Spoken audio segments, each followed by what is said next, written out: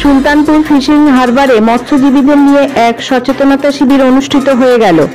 মা গঙ্গা মৎস্যজীবী কল্যাণ সমিতির উদ্যোগে এদিন শিবিরে উপস্থিত ছিলেন এডিএম মেরিন সুরজিৎ বাগ, জেলা ফিশারি অফিসার পীযূষ দাস। এছাড়া উপস্থিত ছিলেন ইন্ডিয়ান কোস্টাল গার্ড ফ্রেজারগঞ্জের ভারপ্রাপ্ত অফিসার এবং পারুলিয়া কোস্টাল থানার অফিসার ইনচার্জ। স্বাগত ভাষণ দেন মা গঙ্গা মৎস্যজীবী কল্যাণ সমিতির সম্পাদক নীলরতন সরকার। সমগ্র শিবিরটি পরিচালনা করেন সমিতির সভাপতি সুজন কবি।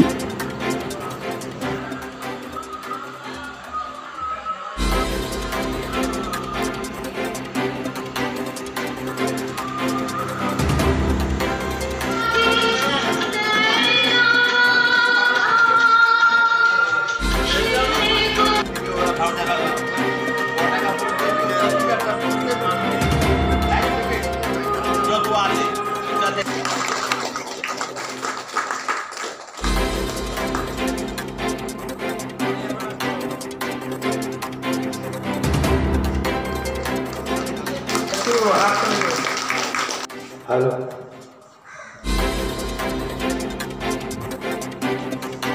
মাছ ধরার ব্যাপার নিয়ে আলোচনা, আরো অন্যান্য ব্যাপার আছে আমাদের মৎস্যজীবীদের, সেই সব আলোচনার এনাদের সাথে আমরা ডিসকাস করব। এই বলে আমি তিনটি জেলা আছে, মূলত দক্ষিণ 24 পরগনা, উত্তর 24 পরগনার 5টা ব্লক এবং হাওড়া জেলার 4টে ব্লক, সব শুদ্ধ 26টি ব্লক আমাদের এই ডায়মন্ড হারবার মেরিন সেক্টরে অন্তর্ভুক্ত।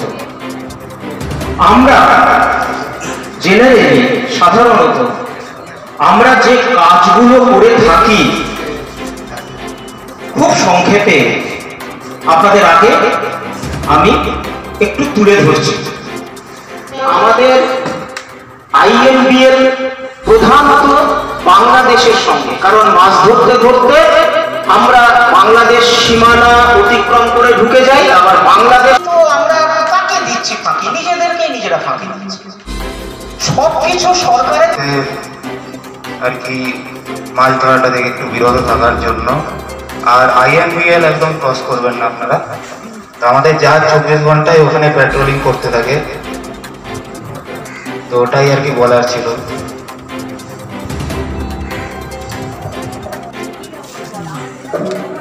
এই সামুদ্রিক মৎস্যজীবীদের আজকের আইন নিয়ে একটা আলোচনা হলো, কি বার্তা দিলেন তাদেরকে? দেখুন, প্রতি বছরই মাছ ধরার শুরুর আগে এরকম আমরা বহু জায়গায় মিটিং করে থাকি, এটাকে কমিউনিটি ইন্টারাকশন মিটিং বলে।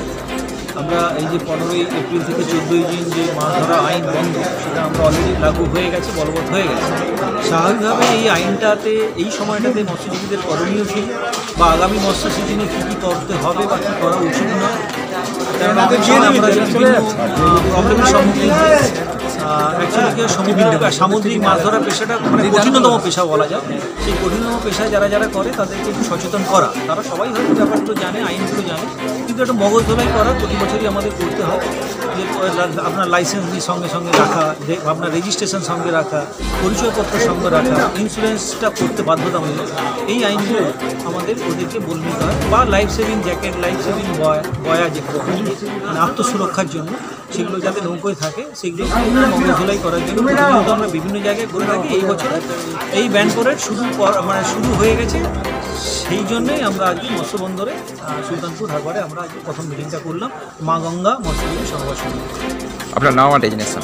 আমি সহসভাপতিকর্তা সাধারণত দক্ষিণ 24 পরগনা সুরজিৎ বাগ।